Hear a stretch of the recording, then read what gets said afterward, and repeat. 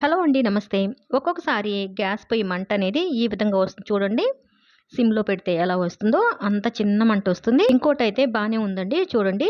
ఈ విధంగా చక్కగా ఉంది కదా! దీన్ని ఇప్పుడు మనం 2 నిమిషాలు రిపేర్ చేసుకుందాం. ముందుగా సిలిండర్ దగ్గర గ్యాస్ ఆఫ్ చేసుకోవాలి. దీన్ని ఇంత సింపుల్‌గా రిపేర్ చేయొచ్చని తెలియక ఇంతకుముందు రిపేర్ వాళ్ళని పిలిస్తే 200 అలా తీసుకునేవాళ్ళండి. మనకు తెలియదు కాబట్టి వాళ్ళు ఎంతడిగినా సరే ఇచ్చి రిపేర్ చేయించాము. ఇప్పుడింకా ముందుగా ఒక పిన్నీస్ తీసుకొని ఈ విధంగా వంచుకోవాలండి. నేను వీడియోలో చూపిస్తున్నాను చూడండి. ఆ విధంగా పిన్నీస్‌ని ఒక సైడ్‌కైతే వంచాలి. ఇప్పుడింకా చూడండి నేనిక్కడ వేలుతో చూపిస్తున్నాను కదండీ! పెద్ద హోల్ అయితే ఉంది. ఆ లోపల మనకి ఒక సన్నటి హోల్ ఉంటుందండి.